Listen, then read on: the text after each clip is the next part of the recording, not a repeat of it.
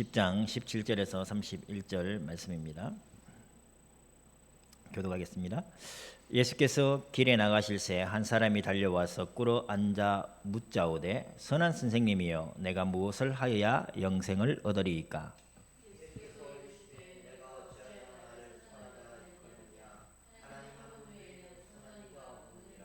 네가 계명을 안 하니 살인하지 말라, 간음하지 말라, 도둑질하지 말라, 거짓 증언하지 말라, 속여 빼앗지 말라, 내 부모를 공경하라 하였느니라.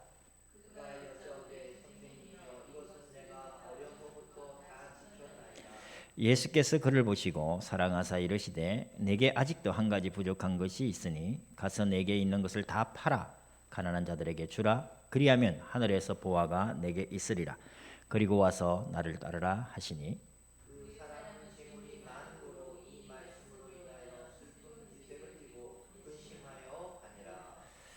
예수께서 둘러보시고 제자들에게 이르시되 재물이 있는 자는 하나님의 나라에 들어가기가 심히 어렵도다 하시니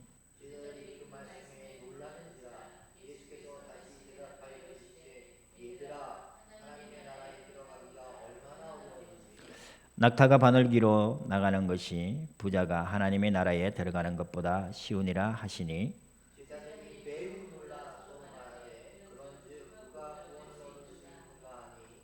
예수께서 그들을 보시며 이르시되 사람으로는 할 수 없으되 하나님으로는 그렇지 아니하니 하나님으로서는 다 하실 수 있느니라.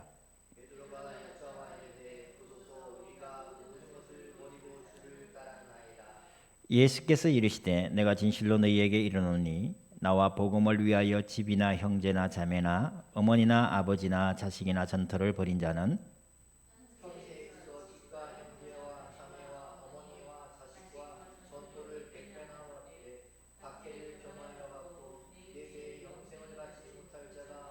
같이 읽겠습니다. 그러나 먼저 된 자로서 나중되고 나중된 자로서 먼저 될 자가 많으니라. 아멘. 욕망에 지배당하는 인생들, 오늘 두 번째 재물욕이라는 제목으로 하나님 말씀을 보도록 하겠습니다.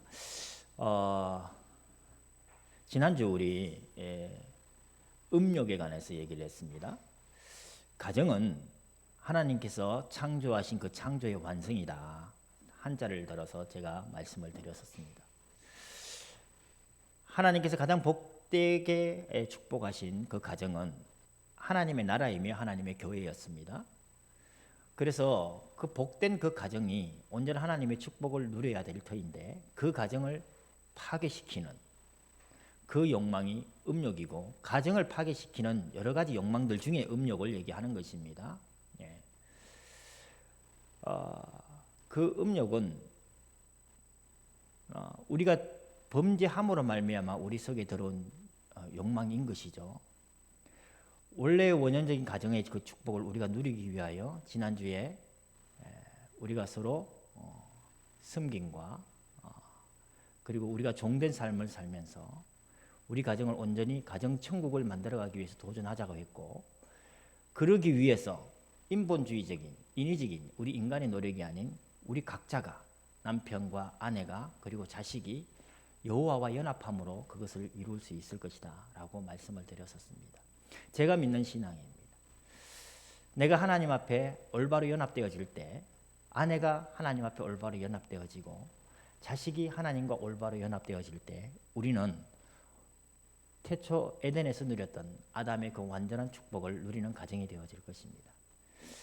하나님의 그 축복의 완성을 파괴시키려고 사탄은 우리의 가정을 공격했고 지금 이 말세에 수많은 가정의 문제를 안고 있습니다.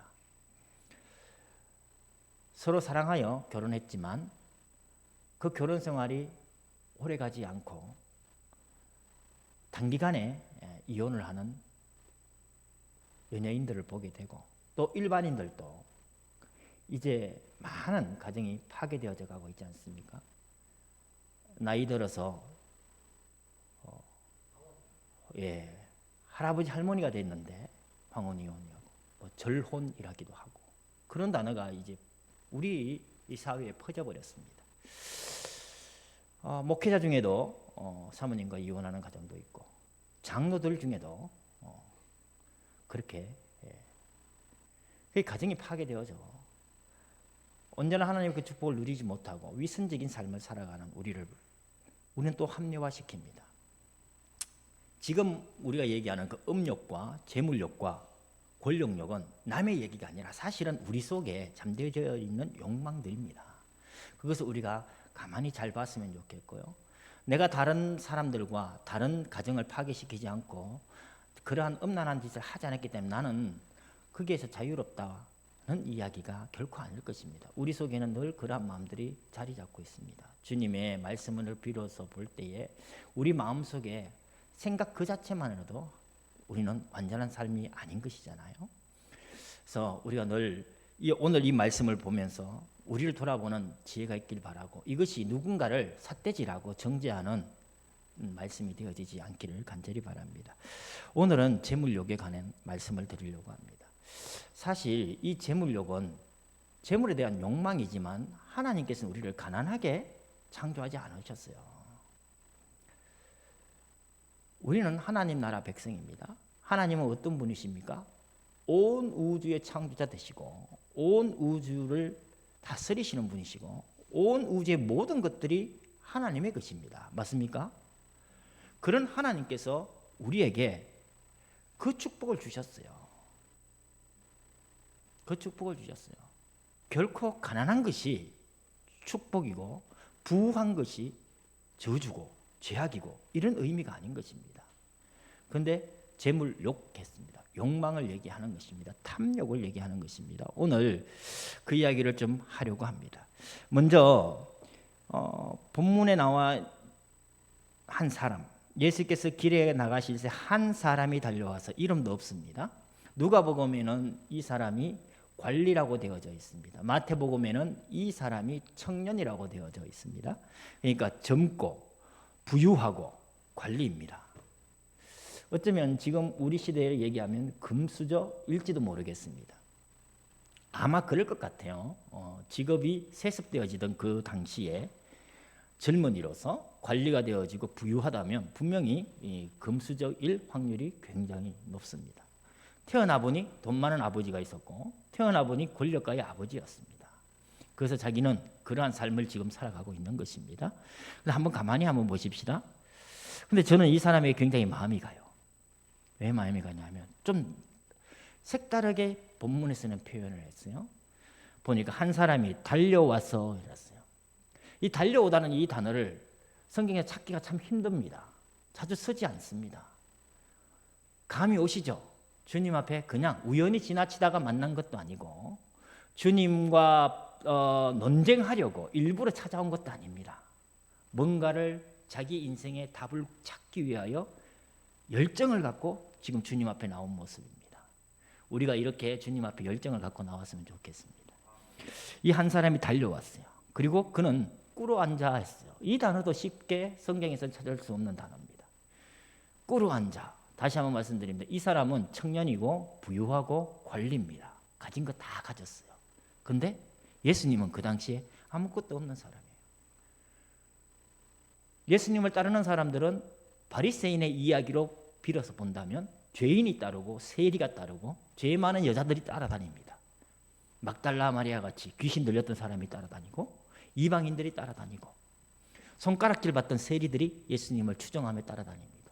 근데 그 예수님 앞에 예수님도 그 당시 아마 이 청년과 비슷한 나이 또래였을 겁니다. 예수님도 청년 아닙니까? 달려나왔고 무릎을 꿇었다. 쉽지 않은 이야기입니다. 제 말 이해되시겠습니까? 그랜저를 타고 다니는 사람이 아니면 G990을 타고 다니는 사람이 BMW를 타고 다니는 사람이 아무것도 아닌 소나타를 타고 다니는 사람 앞에 나와가지고 달려와서 무릎을 꿇었어요. 쉽지 않은 얘기입니다. 왜냐하면 사람은 자기를 뽐내려고 하는 그런 본성들이 다 숨어 있어요. 객관적으로 볼 때에 예수님보다 못할 게 없는 사람이고 사회적으로 볼 때에 그러한 사람입니다. 제 말 이해되시죠? 이러한 사람이 지금 달려 나왔어요. 그리고 그 앞에 꿇어 엎드렸습니다. 그래서 제 마음이 이 청년에게 굉장히 마음이 가는 겁니다. 그리고 묻습니다. 그 질문 또한 굉장히 사람들하고는 달라요. 일반 무리들과는 달라요. 이 청년이 물은 질문이 뭡니까? 내가 무엇을 하여야 영생을 얻으리까? 이 질문을 하는 거예요. 지금 예수님과 함께 동행하고 따라다니는 제자들도 이 질문을 하지 않았어요. 그리고 예수님을 추종한 많은 무리들이 왜 예수님을 따릅니까? 기적을 봤기 때문이에요. 귀신이 떠나가는 것을 봤고 병을 고치는 것을 봤어요. 안전병이가 일어나고 소경이 눈 떠지고 죽어가는 사람이 안수함으로 치유되어지는 것을 봤어요. 떡을 떼어 나눠주니 5,000명이 배불리 먹고도 남는 역사를 봤어요. 그 기적을 쫓아 수많은 무리들은 따라다닙니다. 근데 이 청년은 남달라요. 주님 앞에 쫓아 달려왔습니다. 그리고 꿇어 엎드립니다. 그가 하는 질문, 내가 무엇을 하여 영생을 얻으리까? 여기서 이 사람의 인품이 느껴지지 않습니까? 응? 안 느껴져요? 제가 만약에 이런 사람이 교회에 들어온다면 굉장히 두드러지게 차별화되어 보일 것입니다. 진짜로 그렇게 보일 것입니다. 그런데 이상하죠. 이렇게 적극적으로 능동적으로 주님 앞에 나온 사람은 22절에 보니까 어떻게 했어요? 이 말씀이네요. 슬픈 기색을 띠고 근심하며 가니라 했어요. 주님 앞에 적극적으로 열정적으로 달려 나왔어요. 그리고 그 앞에 꿇어 엎드렸어요. 그리고 내가 무엇을 하여 영생을 얻으리까? 주님께 구했습니다. 주님으로부터 답을 얻었어요. 근데 어떻게 해요? 근심하며 떠나갑니다. 아이러니입니다. 그런데 제자는 어떠합니까? 베드로가 주님 앞에 달려 나왔나요? 베드로가 처음 주님을 만날 때 베드로의 모습을 한번 생각을 해보세요. 12제자 중에 누구 한 명이 예수님과 함께 예수님께 영생을 얻으려고 달려 나온 사람이 있어요? 아무도 없습니다. 베드로는 바닷가에서 배를 대놓고 그물을 깁다가 주님이 찾아갔어요. 그리고는 그 사람한테 베드로한테 얘기했어요. 나를 따라오너라. 베드로는 주님 앞에 달려나가지 않았어요. 무릎 꿇지도 않았어요. 아무도 주님 앞에 스스로 달려나온 제자들이 없어요. 여기에서 차이점이 있는 겁니다. 우리 눈에 볼 때에는 적극적이고 능동적이고 열정적인 모습이 아름답게 보입니다. 그러나 하나님은 우리를 선택할 때 그렇지 않으셨다. 어쩌면 굉장히 수동적인 삶입니다. 주님이 오라 하니 나왔습니다. 아이러니죠, 그죠? 근데 이렇게 수동적인 제자, 주님이 직접 찾아오시고 우리를 제자 삼으셔서 주님과 동행하게 한 이 제자들은 결코 수동적인 것에서 멈추지 않았어요. 그 어떤 능동적이고 적극적이고 열성적인 사람들보다도 더 열정적으로 주님을 섬기게 됩니다.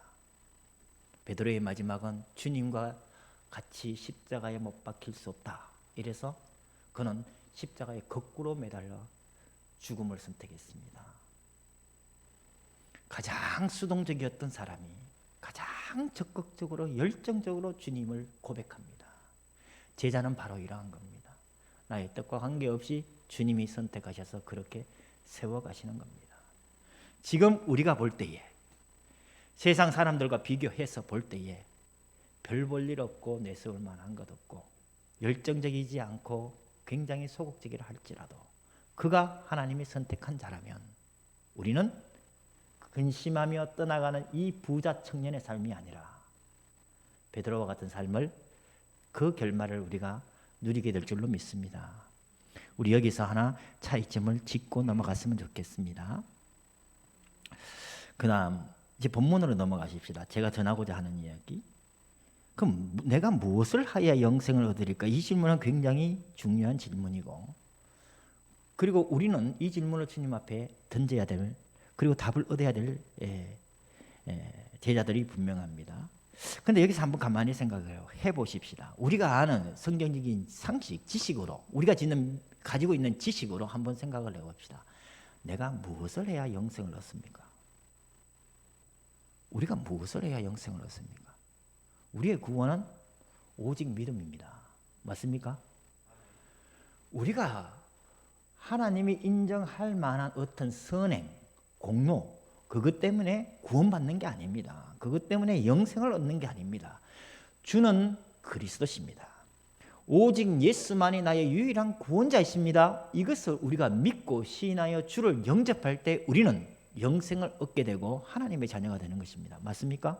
예, 바로 이겁니다. 우리가 할 수 있는 것은 아무것도 없습니다. 그래서 선한 선생님이여 이렇게 묻고 내가 무엇을 하여야 영생을 얻으리까 할 때 주님께서 바로 하신 말씀이 어찌하여 나를 선하다 하느냐, 하나님 한 분 외에는 선한 이가 없다. 이 청년은 지금 예수님을 하나님으로 믿지 않는 거예요. 선한 선생으로 믿는 겁니다. 그래서 주님이 얘기하는 거예요. 선한 사람은 하나님뿐이다. 인생 중에 선한 자 아무도 없습니다. 그러니 구원의 길을 제시할 수도 없는 것입니다. 그렇죠? 그러나 우리 주님은 선생이 아닌 것이죠. 이 부자 청년이 지금 갖고 있는, 그가 열정적으로 살고 그의 삶이 그렇게 적극적이고 능동적이긴 하지만 가장 근본적인 그 신앙이 잘못된 것입니다. 예수는 선한 선생이 아닙니다. 예수는 우리의 유일한 창조주요 구원자십니다. 맞습니까? 이것이 주는 그리스도십니다 라는 고백, 이 베드로의 고백이 그래서 굉장히 중요한 것입니다. 그런데 지금 세상은 예수님을 어떻게 보고 있나요? 선한 선생 중에 한 사람으로 보고 있습니다. 4대 성인 중에 한 사람으로 가르치고 있지 않습니까? 하나님을 인간으로 격화시켜서 성인 중에 한 사람으로 가르치고 있습니다. 우리의 믿음의 대상은 성인 중에 한 사람이 아닌 거예요. 우리는 성인의 말을 따라 살려고 하는 것이 아니라 우리를 창조하신 하나님의 말씀을 따라 살려고 지금 이 자리에 나온 겁니다. 예수는 하나님이십니다. 선한 선생님이 아니신 거죠. 그런데 주님께서 이 질문에 대하여 말씀을 하셨습니다. 19절에 보니까 살인하지 말라, 간음하지 말라, 도둑질하지 말라, 거짓 증언하지 말라, 속여 빼앗지 말라, 내 부모를 공경하라. 이 말씀은 우리가 잘 알다시피 10계명 중에 5번째 계명에서 10번째 계명까지를 얘기하고 있습니다. 우리 한번 생각을 한번 해보십시다. 영생은 하나님과 관계된 것입니다. 그런데 지금 주님께서 말씀하신 것은 10계명의 제1, 2, 3, 4계명을 얘기하지 않으셨어요. 우리 인간과의 관계 속에서 지켜야 될 계명, 5번째부터 10가지의 계명을 지금 말씀하시는 것입니다. 여기서 우리가 잘 생각해야 됩니다.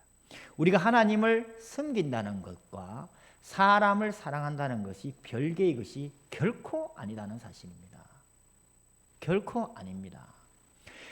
1계명부터 4계명까지 하나님 앞에 내가 모든 하나님의 계명을 순수히 지키고 그것을 따라 순종하는 삶이 참 영적이고 참 성도다운 삶임을 분명합니다. 그러나 5계명부터 10계명은 지키지 않는 것, 그것이 진짜 하나님이 원하신 삶은 결코 아닌 것입니다. 진짜 하나님을 섬기는 사람은 인간의 관계에서도 그것이 드러나게 되어 있습니다. 그래서 이웃 사랑과 하나님의 사랑은 별개의 것이 아니에요. 왜? 하나님은 사랑이시기 때문에. 그런데 우리는 여기에서 너무나 많은 잘못을 범합니다. 우리 가정과도 결부해서 보면 가정의 일은 등한히 하면서 교회의 일은 최선을 다하려고 해요. 가정은 엉망인데 교회에 헌신 봉사하려고 해요. 이건 신앙이 건전하지 못한 것입니다. 한번 생각을 한번 해보십시다. 하나님과의 올바른 관계는 분명히 사람과의 관계에서 드러나게 되어 있습니다. 내가 하나님을 올바로 섬기는 사람이면 인간과의 관계에서 그것이 드러나 보입니다. 내가 한 여인을 엄청 사랑합니다. 내 목숨을 다하여 사랑하려고 합니다. 근데 그 여인은 그 사랑을 받질 않아요. 그것이 너무나 부담스러워요. 그 사랑을 거부합니다. 근데 계속해서 나는 좋다고 하고 내가 생각하는 대로 내 사랑을 표현합니다. 우리는 그런 사랑을 스토커라 합니다. 이건 범죄인 것이죠. 우리가 하나님을 사랑한다 하면서 사실은 하나님은 아무런 말씀을 하지 않으시니 눈에 보이지 아니하시고 영적으로 우리에게 어떠한 감각적으로 보여지지도 않고 우리 귀에 들리지 않으니 내 방식대로 하나님을 사랑하는 것이 어쩌면 스토커적인 사랑일지도 모른다는 감히 두려운 말씀을 주님 먼저 드리고 싶습니다. 사실 그러한 것을 제가 보기 때문에 그래요. 이웃과의 관계에서 하나님의 사랑이 드러나지 않는 사랑은 어쩌면 하나님을 향한 내 사랑이 스토커적인 사랑일지도 모른다. 아니, 일 가능성이 굉장히 높다는 것을 우리가 생각해야 됩니다. 무슨 말씀인지 아시겠죠? 그래서 주님은 지금 10계명의 1계명에서 4계명 하나님을 향한 그 사랑을 얘기하지 아니하시고 이웃을 향한 그 사랑을 지금 말씀하고 계시는 겁니다. 분명히 요한 1서 4장에도 얘기했습니다. 내가 하나님을 사랑하노라 하면서 내 이웃을 사랑하지 않고 내 형제를 사랑하지 않는다면 그 사람은 거짓말하는 자다. 사람을 사랑하지 않고 형제를 사랑하지 않는 자가 하나님을 사랑할 수 없다라고 못 박아 얘기하고 있습니다. 교회에서 같은 성도들끼리 손가락질하며 욕하면서 기도하면서 싸웁니다. 그것이 하나님을 사랑하는 것입니까? 아닙니다. 아닙니다. 분명히 하나님의 하나님 사랑은 내가 스토커적인 사랑이 아니라 진정한 사랑이라면 우리 보이는 성도 간의 사랑을 해서 확인되어지는 것입니다. 그래서 요한 사도는 계속해서 얘기합니다. 자녀들아, 우리가 말과 혀로만 사랑하지 말고 행함과 진실함으로 사랑하자. 베드로는 말씀하셨잖아요. 우리가 서로 뜨겁게 사랑하자. 예. 우리의 보이는 형제 간의 이웃 간의 사랑이 결국은 하나님에 대한 뜨거운 사랑의 표출인 것입니다. 저는 그렇게 믿습니다. 그래서 주님은 지금 이 이야기를 하셨어요. 그래서 예수님이 마태복음 25장에는 세 가지 비유가 나오는데 그 중에 양과 염소 세 번째 비유가 나옵니다. 그 양과 염소의 세 번째 비유는 마지막 날 하나님께서 심판하십니다. 오른쪽 편에는 양을 세우시고 왼쪽 편에는 염소를 세우셨어요. 그 양들을 향하여 하나님이 하시는 말씀이 있습니다. 판결문이에요. 양은 천국으로 가고 염소는 지옥으로 갑니다. 그런데 그 판결문의 내용이 무엇이냐? 양들을 향하여 얘기합니다. 내가 줄일 때에 먹을 것을 줬고 내가 목마를 때 마시게 하였고 내가 나그네 됐을 때 영접하였다. 내가 옷 벗었을 때에 옷을 입혀줬고 내가 병들었을 때에 돌봐줬고 내가 감옥에 갔을 때 돌아봐줬다. 그런데 양들이 얘기합니다. 우리가 언제 주님께서 배부르고 굶주리고 헐벗고 하셨을 때 우리가 도왔습니까? 주님이 하시는 말씀이에요. 내 지극히 작은 자 소자에게 한 것이 곧 내게 한 것이다. 아까 제가 말씀드렸습니다. 우리가 무엇을 하여 영생을 얻습니까? 믿음으로 구원받습니다. 그렇죠? 믿음으로 구원받습니다. 우리 주 예수 그리스도를 믿음으로 구원받습니다. 그런데 그 믿음은 행위와 별개의 것이냐? 결단코 아닌 것입니다. 내가 당신을 사랑하노라 하면서 사랑에 대한 그 행위가 없다면 그 사랑은 의심해 봐야 되는 거예요. 지극히 당연하지 않습니까? 우리가 청년 때 뜨겁게 사랑할 때에 내가 가진 것, 내 것이라 여기지 않아요. 내가 가진 것 어떻게든 사랑하는 자에게 주려고 합니다. 사랑하는 사람을 생각합니다. 많은 시간을 들여 생각합니다. 그가 좋아하는 것이 무엇일까? 이걸 하면 좋아할까? 저걸 하면 좋아할까? 그 사람을 생각하는 거예요. 그리고 실제로 그 사랑의 행위를 합니다. 마찬가지입니다. 믿음도 행위가 따릅니다. 행위가 없는 믿음은 죽은 믿음이라 했어요. 그런 의미에서 주님은 지금 이웃사랑, 실천적인 이웃사랑을 지금 얘기합니다. 분명히 우리 주 예수 그리스도를 믿음으로 구원받습니다.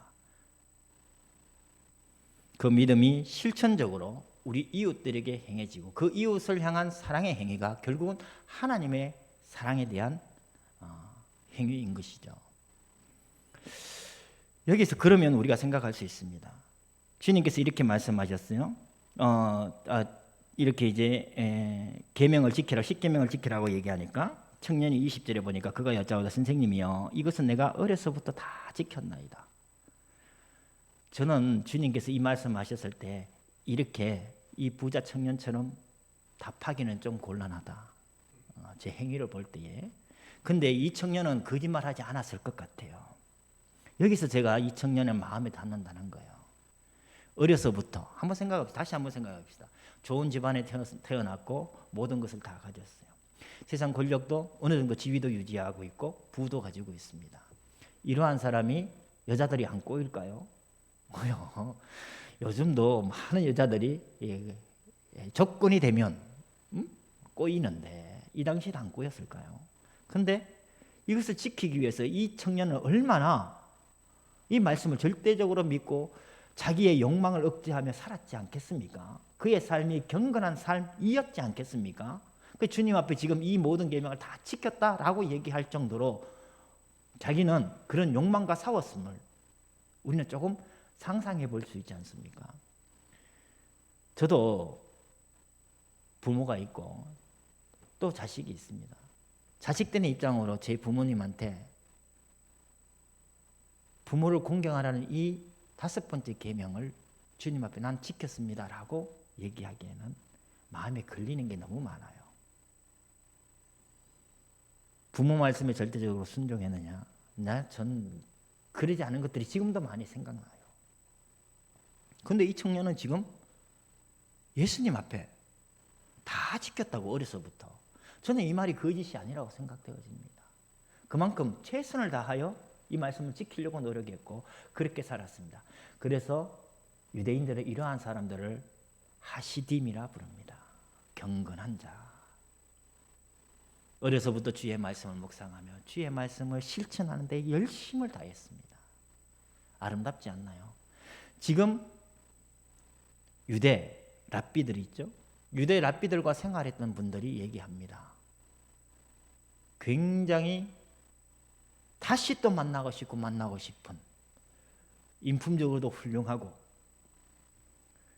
굉장히 존경스러운 분들이라고 합니다. 저는 그 말 이해합니다. 사실 천주교인과 기독교인 둘 중에 하나 친구 삼아라고 하면 저는 네. 웃는 거 보니까 저와 다 비슷한 생각이신 것 같아요. 왜 이렇게 하나님을 믿는 하나님의 백성들은 그렇게 못한지 사람들의 마음에 많은 상처를 주면서 하나님에 대한 또 그 하나님 자녀에 대한 확신 가운데 살아가고 있는지. 그런데 이 지금 청년의 모습을 볼 때에 참 뭐랄까 사람들로부터 인정받고 하나님 앞에 떳떳하게 얘기할 정도로 자기의 삶을 그렇게 관리해왔던 사람이에요. 훌륭하잖아요. 그렇죠? 근데 다시 한번 결론적으로 말씀드리지만 이 사람은 어떻게 했다고요? 근심하며 떠나갔어요. 머저리 같은 베드로, 머저리 같은 갈릴리 어부들, 세리 이러한 사람들이 끝까지 주님을 따라가며 하나님 앞에 쓰임받는 제자의 삶을 살아가는 것입니다. 그래서 성도 여러분, 우리가 인품적으로도 훌륭해야 돼요. 맞아요. 이제 예수 그리스도를 하나님을 믿어 하나님 자녀 되었으니 아버지를 욕되게 하는 자녀 되어서는 안 되는 것 아닙니까? 그러나 그것이 절대적이지 않다는 겁니다. 흠 많은 아들이에요. 뭐라고 할까요? 아주 고집센 딸이에요. 그래도 그 아들과 그 딸은 남의 집 자식이 아니에요.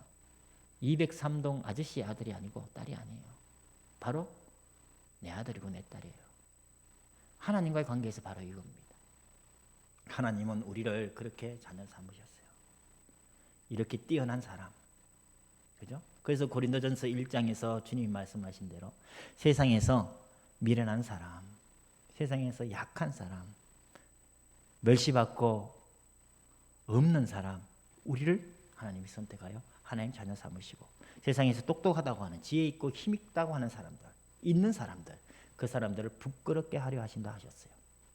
그래서 우리는 이곳에서 지금 이 장면에서 우리가 부자 청년과의 삶을 우리가 부자 청년이 주님 앞에 떳떳하게 이렇게 얘기하듯이 우리의 삶도 그렇게 해야 그렇게 살았으면 좋겠습니다만은 그러나 그보다 더 중요한 게 하나님과 우리의 관계다라는 얘기를 먼저 말씀을 드리고 싶습니다. 그리고 나서 주님이 얘기하시는 거예요. 이렇게 계명을 다 지켰다고 하는데 주님께서요. 그런데 뭐라고 하시냐면 내게 아직도 한 가지 부족한 것이 있으니 가서 내게 있는 것을 다 팔아 가난한 자들에게 주라. 지금 이 말씀은 주님께서 맞춤형 메시지인 것입니다. 부자 청년에게 지금 말씀을 하고 계세요. 이 부자 청년의 마음을 심중을 이미 주님은 아시는 것입니다. 그죠? 그에게는 모든 것을 다 가지고 넉넉해요.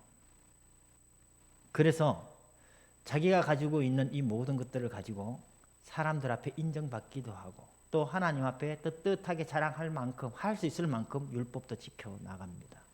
네, 실천적인 이러한 사랑. 네가 가지고 있는 것을 다 팔아 가난한 자에게 주라. 이 말씀에서 그는 근심하며 돌아가는 것입니다. 자, 우리 여기서 한번 생각을 한번 해보십시다. 그러면 다 팔아서 이웃을 섬기고 하는 것이 진짜 하나님의 뜻이라면 우리나라의 기부천사라고 이름 붙여지는 연예인도 합니다.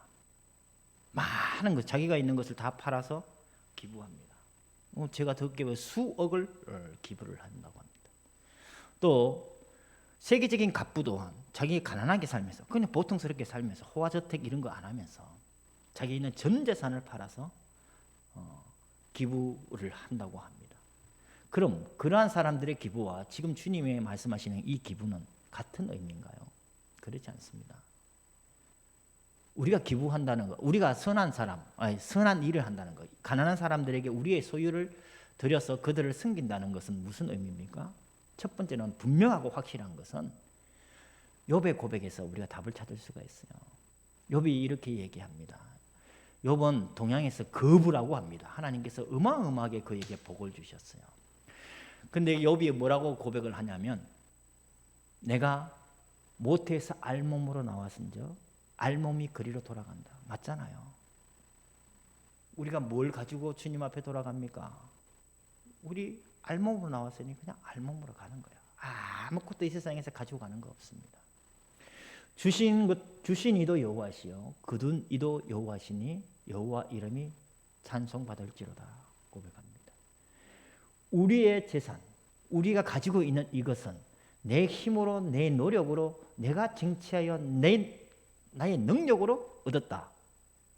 그리고 이것을 사회에 기꺼이 환원한다. 굉장히 아름다운 마음이고 칭찬할 만한 마음입니다. 그러나 우리는 그렇게 생각하지 않습니다. 내 것이 아닙니다. 우리 진짜 여기에서 세상 사는 것과 다른 겁니다. 내 것이 아니에요. 내 것이 아닌 것입니다. 하나님이 주신 것입니다. 여호와께서 내게 주신 것이고 여호와께서 거두어 가시는 것입니다. 우리는 알몸으로 나왔고 알몸으로 돌아갑니다. 그래서 다윗도 이러한 고백을 합니다. 부와 귀가 주님께로 말미암았습니다. 주의 손에서 받은 것으로 주님께 드립니다. 성도 여러분, 우리 모두는 다 그렇게 부유하지 않습니다. 그죠? 예, 세상에서 값부도 아니야. 통장에 얼마 있는 거 잔고를 따져보면 얼마 되지도 않아요. 근데 이 모든 상황 속에 우리가 진짜 고백했으면 좋겠습니다.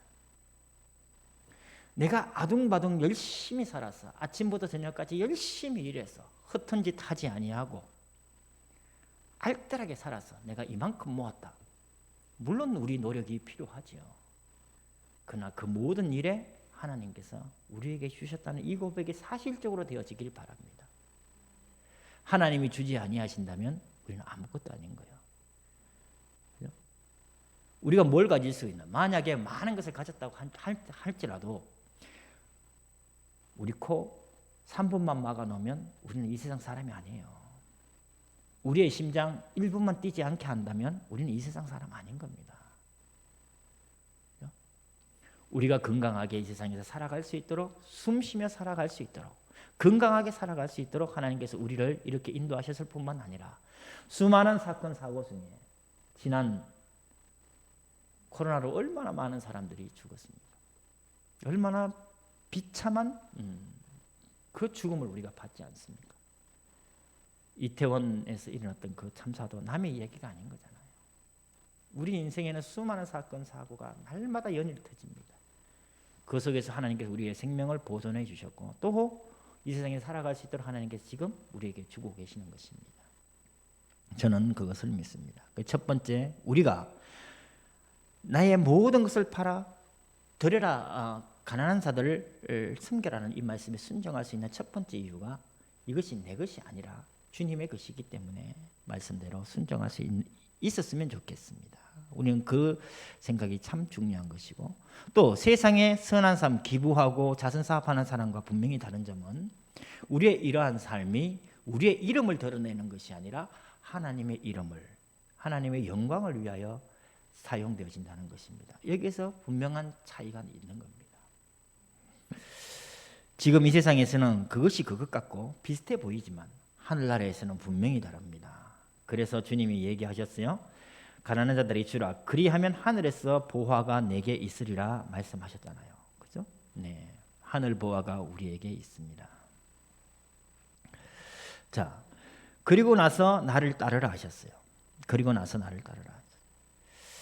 이 말씀이 청년은 근심하며 갔지만 28절에 이렇게 얘기합니다. 베드로가 여자와 이르되 보소서 우리가 모든 것을 버리고 주를 따랐나이다 이렇게 얘기하니까 주님께서, 예수께서 이르시되 내가 진실로 너희에게 이르노니 나와 복음을 위하여 집이나 형제나 자매나 어머니나 아버지나 자식이나 전토를 벌인 자는 현세에서 집과 형제와 자매와 어머니와 자식과 전토를 100배나 받되 박해를 겸하여 받고 내세의 영생을 받지 못할 자가 없느니라. 즉 이 말씀에 순종하니 어떻게 된다고요? 영생을 받지 못할 자가 없다고 하셨는데, 이 사람들은 복음을 위하여, 예수 그리스도와 복음을 위하여 집이나 형제나 자매나 어머니나 아버지나 자식이나 전토를 버렸다라고 얘기를 하고 있어요. 이 말씀은 도대체 무엇입니까? 우리가 부모를 버릴 수 있나요? 아니잖아요. 형제 자매를 버릴 수 있나요? 아닙니다. 우리는 가문 복음화를 위해 기도하는 겁니다. 그죠? 네. 가문 복음화를 위해 기도합니다. 우리 창세기 12장에서 한번 생각을 해봅시다. 하나님께서 아브라함에게 명령하셨습니다. 너는 본토 친척 아비 집을 떠나 내가 네게 지시하는 땅으로 가라. 이랬을 때 아브라함은 자기 본토 친척 아비 집을 떠나 홀홀단신 가나안으로 출발했습니다. 맞습니까? 지금 이 말씀은 바로 아브라함의 이야기를 빗대어 우리가 해석할 수 있는 것입니다. 우리가 부모와 형제와 자식, 세상 속의 부모와 자식과 형제와 그런 이웃들과의 그 관계를 갖고서는 하나님 앞에 나갈 수가 없는 것입니다. 이때까지 우리 반만년 한민족의 역사는 우상의 역사였습니다. 무속의 역사였습니다.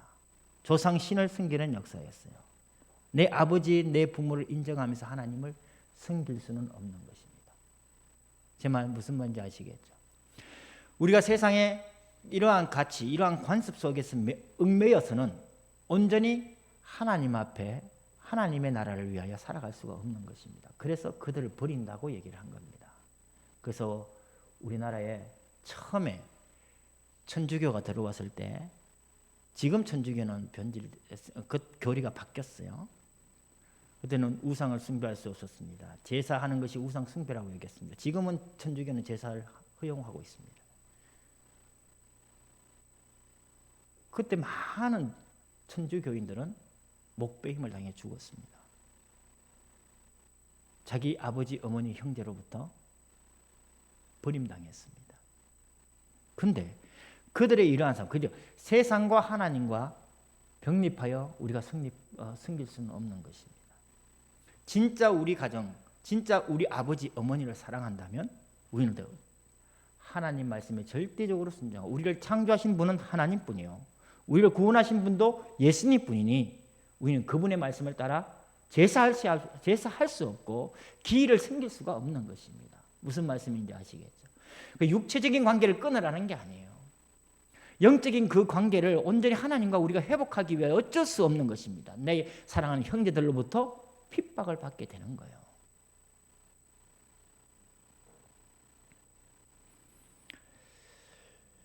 주를 따르는 이 삶은 분명히 예수님께서 30절에도 얘기하셨다시피 박해를 겸하여 받는다고 했습니다.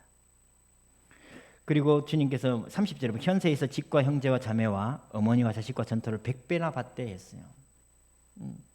부모를 100배나 받는다는 의미는 뭐예요? 자식을 100배나 받다니, 전토를 100배나 받다니.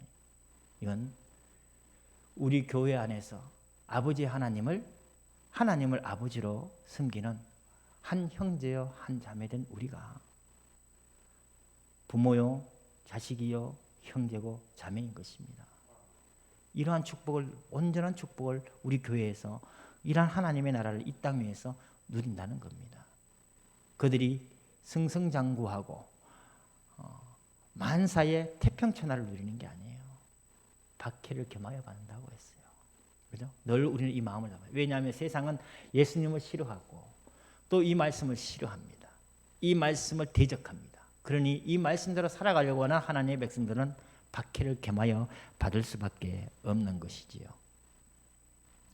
우리 지난주 읽었던 말씀 우리 다시 한번 읽어보겠습니다. 갈라디아서 5장 24절입니다. 띄워주세요. 같이 읽어보겠습니다. 시작. 그리스도 예수의 사람들은 육체와 함께 그 정욕과 탐심을 십자가에 못 박았느니라. 아멘. 우리가 진짜 그리스도 예수의 사람이라면, 진짜 그리스도 예수의 사람이라면, 우리가 진짜 그리스도 예수를 따르는 제자라면 우리의 탐심을 십자가에 못 박았다라고 얘기를 하고 있습니다. 그 탐심 중에 오늘은 재물욕을 얘기하는 것이고, 그 재물욕이 결코 가난을 얘기하는 것은 아닙니다. 가난하여야 된다는 것을 얘기하는 것이 아닌 것입니다. 전 재산을 포기해야만 영생을 얻는 것입니까? 이 문자 그대로 해석을 해서는 안 되는 것입니다. 만약에 그렇다면 우리 성경에 나온 모든 사람들은 다 가난한 사람이어야 되는 것입니다. 그렇죠? 근데 그렇지 않습니다. 사도 바울은 어떤 사람인지 압니까? 그의 집안은 부유한 사람이었어요. 신약에 나오는 많은 부유한 사람들이 나옵니다. 로마서에 보면 이 가이오라는 사람이 나옵니다. 그 가이오는 자기 재산으로 온 교회를 섬기는 사람이었습니다. 부유한 사람이었어요. 빌레몬이라는 사람이 나옵니다. 빌레몬은 오네시모라는 종이 있을 만큼 그 집안은 부유한 사람이었습니다. 부유한 사람이에요. 하나님은 분명히 그러한 부유한 사람을 제자로 세우시고 그러한 사람들을 통하여 하나님 나라를 확장해 나가신, 결코 가난한 것이 하나님의 뜻은 아니라는 것을 말씀드리고 싶습니다. 재무장관 에라스도라는 사람이 나옵니다. 누가복음 1장은 누가복음 누구에게 써줬냐면 데오빌로 각하라고 했습니다. 그 사람의 이름이 실제 데오빌로인지는 모릅니다. 그러나 데오빌로 각하라는 이름이 나와요. 그 사람은 분명히 힘이 있는 사람이고 또 경제적으로 능력한 사람이라는 것을 추측할 수가 있습니다. 구약 시대에는 믿음의 조상들은 전부 가난했나요? 아닙니다. 아까 제가 말씀드렸던 요본 나중에 배의 축복을 받습니다. 아브람, 이삭, 야곱 모두 거부 아닙니까? 그죠? 결코 지금 주님께서 이 말씀하신 이것은 가난하여라, 가난해라 이것이 아닌 것입니다. 내가 있는 것 소유하면 안 된다. 이 이야기가 아닌 거예요. 우리가 물질을 관을 어떻게 삼아야 되느냐? 이것이 내 능력으로 내가 열심히 하여 내 지혜로 내 힘으로 이것을 얻었으니 내 것이다 라는 생각을 버리라는 것입니다. 이 물질은 누가 주신 것입니까? 주님이 주셨습니다. 주님의 손에서 우리에게 주어진 것입니다. 그러니 주님께서 원하시는 대로 그 물질을 사용하는 것입니다. 결코 가난함이 하나님이 원하시는 이야기가 아닌 것입니다. 신명기 8장 18절 찾아보겠습니다. 신명기 8장 18절.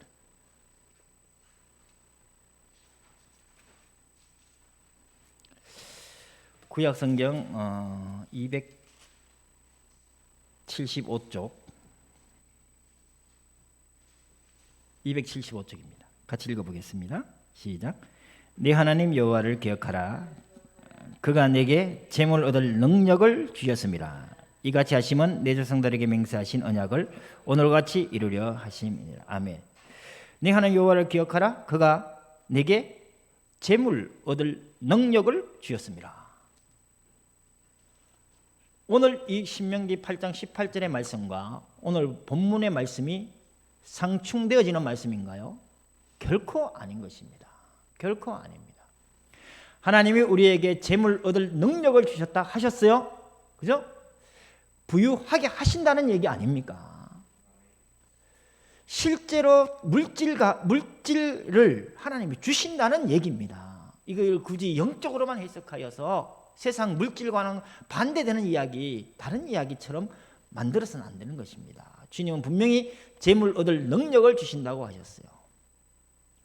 그러니까 우리가 재물 얻을 능력을 주셨음에도 불구하고 우리가 가난하게 사는 것은 저는 이렇게 생각을 합니다. 하나님은 믿음의 분량대로 물질을 주십니다. 어린아이에게 칼을 맡길 수는 없어요. 엄마가 칼을 갖고 요리할 수는 있어도 어린아이에게는 칼을 맡길 수가 없어요.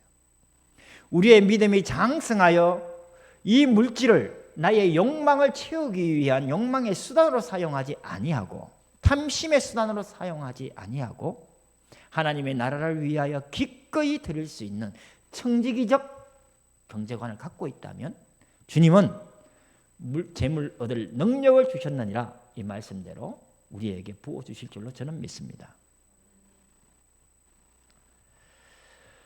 오늘 마가복음 10장에 부자가 천국 가는 것이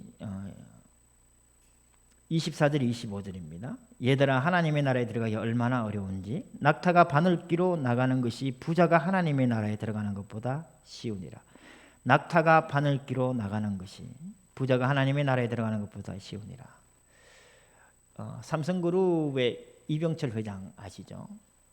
백만장자의 마지막 질문이라는 책이 있습니다. 김용규 철학 교수님이 쓰신 책인데 그 이병철 회장이 성경을 갖고 몇 가지 24개의 질문을 했습니다. 그 질문 중에 하나가 바로 이 이야기예요. 왜 하나님은 부자를 악인으로 보느냐? 결코 주님은 부자를 악인으로 보는 것이 아닙니다. 재물욕에 사로잡힌 재물의 노예가 되어진 부자들을 얘기하는 것이지 그 재물을 갖고 하나님의 나라를 위하여 쓰시는 선한 청지기적 사명을 살아가는 부유한 사람을 얘기하는 게 아닙니다. 탐심의 노예가 되어진 부자들을 얘기하는 것입니다. 낙타가 바늘기로 나가는 것, 음욕과 재물욕과 권력욕. 그 음욕은 어쩌면 육적인 욕망을 얘기합니다. 권력욕은 사회적 욕망을 얘기하는 것입니다. 이 육적인 욕망과 사회적 욕망이 불타오르도록 끊임없이 연료를 공급하는 것이 무엇이냐? 바로 재물욕입니다. 그래서 이 재물욕은 쉽사리 떨칠 수가 없어요. 세상은 눈에 보이는 이것이 전부이고 그래서 욕망을 따라 살아갑니다. 그러나 성도는 이제 욕망을 따라 사는 존재가 아닙니다. 갈라디아서 5장 16절 띄워주시기 바랍니다. 우리 한번 같이 읽어보겠습니다. 시작. 내가 이르노니 너희는 성령을 따라 행하라. 그리하면 육체의 욕심을 이루지 아니하리라. 아멘. 그래서 우리의 이 욕망을 이길 수 있는 유일한 방법이 뭐냐? 성령을 따라 행하는 것입니다. 성령의 인도를 받는 삶입니다. 그래서 주님께서 지금 너희는 나를 누구라 하느냐? 주는 그리스도이십니다 라는 고백하에 주님이 가르치시는 여러 가지 가르침 중에 지금 음욕과 재물욕과 권력욕은 우리 성도의 얘기로 번역해서 돌려서 얘기한다면 성령을 따라 살아라 이 이야기입니다. 육신의 욕망을 따라 살지 말고 성령을 따라 살아라. 주님, 이 재물을 갖고 어떻게 해야 됩니까? 많은 사람들이 얘기합니다. 11조는 구약의 것이다. 11조 드리지 않아도 된다. 교회가 왜 헌금을 강요하느냐? 저는 얘기하고 싶습니다. 신약시대의 많은 초대교회 성도들은 자발적으로 헌금을 했어요. 고린도전서에 보면, 고린도후서에 보면 그 헌금을 자발적으로 하도록 사도 바울도 얘기를 하고 있습니다. 어떤 사람은 자기의 전 재산을 팔아 교회에 드리기도 했습니다. 11조를 해야 되느냐 말아야 되느냐를 떠나가지고 저는 얘기하고 싶습니다. 모든 물질은 하나님으로부터 왔습니다. 우리의 생명도 하나님으로부터 왔어요. 성령을 따라 행하시기 바랍니다. 성령이 우리에게 주시는 감동으로 하나님께 감사헌금하고 성령이 우리에게 주시는 감동을 따라 하나님께 건축 헌금도 하고 선교 헌금도 하고 11조도 하는 것입니다. 나를 내세우기 위하여 자선사업하는 형식으로 그러한 마음으로 헌금하는 것 결코 아닌 것입니다. 성령의 인도를 따라 우리가 살아가는 마지막 시대 하나님의 제자들이 되어지기를 바랍니다. 먼저 된 자가 나중되고 나중된 자가 먼저 된다고 주님 말씀하셨잖아요. 31절의 얘기입니다. 그러나 먼저 된 자로서 나중되고 나중된 자로서 먼저 될 자가 많다. 우리 초대교회는 어떻게 사는지 아십니까? 이 물질관에 관계돼서 사도행전 4장 32절입니다. 우리 한번 띄워주시기 바랍니다. 같이 한번 읽어보겠습니다. 초대교회의 삶입니다. 믿는 무리가 한 마음과 한 뜻이 되어 모든 물건을 서로 통용하고 자기 재물을 조금이라도 자기 것이라 하는 이가 하나도 없더라. 아멘. 교회 초대교회 성도들이 성령이 충만하여서 그들이 모든 물건을 통용하고 그랬습니다. 자기 재물을 조금이라도 자기 것이라 하는 이가 하나도 없더라 얘기했습니다. 이것이 처음 성령 받은 교회의 모습이었습니다. 먼저 된 자 나중되고 나중된 자 먼저 된다 하셨어요. 우리 라오디게아 교회를 한번 보겠습니다. 요한계시록 3장 17절 띄워주세요. 시작. 내가 말하기를 나는 부자라 부요하여 부족한 것이 없다 하나 내 공고한 것과 가련한 것과 가난한 것과 눈먼 것과 벌거벗은 것을 알지 못하는도다. 라오디게아는 실제로 부유한 도시였다고 합니다. 교회가 실제로 부유했다고 합니다. 그래서 나는 부자다, 부유하다, 풍족하다. 그러나 주님은 뭐라고 하셨어요? 너는 실제로 가난하다. 먼저 된 자 나중 된다는 얘기 아시겠습니까? 초대교회는 자기의 모든 것을 다 내 것이라 여기지 않고 서로 나누고 통용하였습니다. 그런데 라오디게아는 마지막 시대 마지막 이 교회들은 자기 것을 움츠리고 있어요. 나는 부유하다. 나는 풍족하다. 지금 이 시대가 그러지 않나요? 우리는 그렇게 살아야 되는 것입니까? 아니잖아요. 많은 교회가 라오디게아처럼 산다 할지라도 우리는 끝까지 처음 된 초대교회처럼 이 신앙 이렇게 유지하며 살았으면 좋겠습니다. 그래서 천국 가서 저는 한번 이 본문을 보면서 확인해 보고 싶어요. 이 부자 청년이 너무 아름다운 거 있죠. 그래서 이 부자 청년이 꼭 예수를 믿었으면 좋겠어요. 더 이상 성경은 얘기하지 않아요. 사도행전 4장에 나왔던 이 모습 속에 믿는 무리가 한 마음 한 뜻이 되어 모든 물건을 서로 통용하고 자기 재물을 조금이라도 자기 것이라 여기는 이가 하나도 없는 이 속에 이 부자 청년도 있었으면 좋겠어요. 우리 모두가 이러한 삶을 살아야 되지 않겠습니까? 지금 우리가 내 것이라 생각하고 주님 말씀에 근심하며 설사 지금은 내가 수긍하지 못해 떠나간다 할지라도 나는 이 부자 청년이 사회생활 초대교회 속에서 이 축복을 같이 누렸으면 좋겠고요. 이 세상은 잠시 잠깐입니다. 그죠? 우리가 가지고 있는 것 그 아무것도 아닙니다. 우스갯소리로 한 부자가 천국에 들어가기 전에 저승사자한테 사정사정 해가지고 자기 재물을 가지고 갔대요. 금은보화를. 그런데 천국 가보니까 천국 길에 깔린 게 황금이래요. 우리가 여기에 이 세상에서 가치 있다고 생각하는 그 모든 것들은 아무것도 아닌 것입니다. 그죠? 하나님께서는 우리에게 어마어마한 축복을 주셨어요. 그러니까 우리가 가지고 있는 이것이 우리의 마음에 욕망이 되고 탐심이 되어서 여기에만 집중하다 보니 하나님이 진짜 원하시는 생명구원, 이웃사랑의 이 사명을, 이 사역을 하지 못하는 그런 우를 범하지 아니하도록 우리의 마음을 또 우리 이 재물에 관한 생각을 바로 정립하는 시간이 되어지기를 바랍니다. 우리 같이 기도하겠습니다. 하나님 아버지, 창세전에 그리스도 안에서 우리를 택하시고 지금 우리에게 친히 찾아오셔서 우리를 하나님 자녀 삼아 주심에 감사드립니다. 우리의 정욕과 탐심을 십자가에 못 박고 주님을 따르는 제자로서 성령을 따라 살게 하시되 욕망에 이끌려 썩어질 세상 물질의 노예로 살지 않게 하소서. 내가 가진 모든 것이 주님께서 주신 것임을 기억하고 다윗처럼 주님 나라 위하여 기꺼이 자원하는 심령으로 우리의 물질을 드리되 세상 살릴 만큼 풍족히 드릴 수 있도록 믿음의 분량대로 우리의 경제를 축복하소서. 우리 주 예수 그리스도의 이름으로 기도합니다. 아멘.